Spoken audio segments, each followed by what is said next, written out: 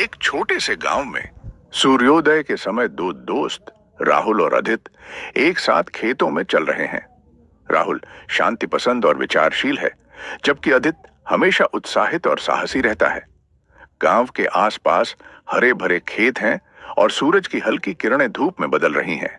हवा में ताजगी है और बर्ड्स की चहचहाहट सुनाई देती है। राहुल और अदित एक पेड़ के नीचे बैठकर अपने भविष्य के बारे में बात करते हैं।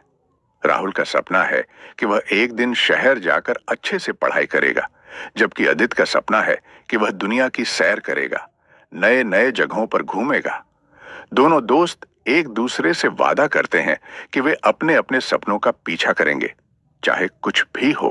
कुछ सालों बाद राहुल अपनी पढ़ाई पूरी करने के लिए शहर जाता है, जबकि अदित अपने गांव में ही रहकर खेती बाड़ी और नए नए स्थानों की सैर करता रहता है।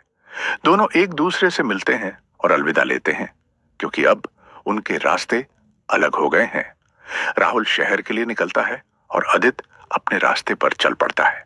समय बीतता है और दोनों दोस्त एक दूसरे को पत्र लिखते हैं। राहुल के पत्रों में शहर की नई जानकारी, किताबें और ज्ञान की बातें होती हैं।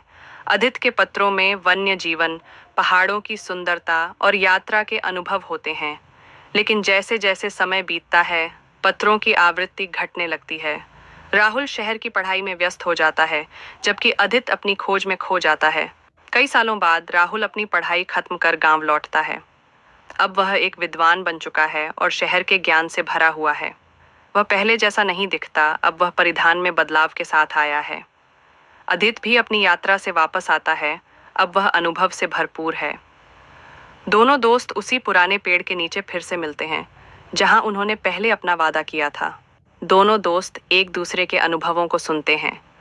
राहुल महसूस करता है कि उसने बहुत ज्ञान अर्जित किया है, लेकिन अदित ने जीवन के अनुभवों से बहुत कुछ सीखा है। अदित शहर की जीवन शैली को नहीं समझता, लेकिन वह राहुल की मेहनत और उसकी मेहनत की सराहना करता है। दोनों के रास्ते अलग हैं, लेकिन दोनों एक दूसरे की सफलता को मानते। दोनों दोस्त एक दूसरे के साथ बैठकर उस पुराने वादे की याद करते हैं, जब उन्होंने कहा था कि हम दोनों अपने अपने रास्ते पर चलेंगे, लेकिन एक दूसरे की मदद करेंगे। राहुल कहता है, हमें यह समझ आ गया है कि रास्ते अलग हो सकते हैं, लेकिन मंजिल एक जैसी होती है। अदित मुस्कुराता है और कहता है, मंजिल नहीं, दोस्ती का रंग सबसे अहम है। वे फिर से एक साथ बैठकर आसमान को देखते हैं और उनकी दोस्ती का रंग इस कड़ी में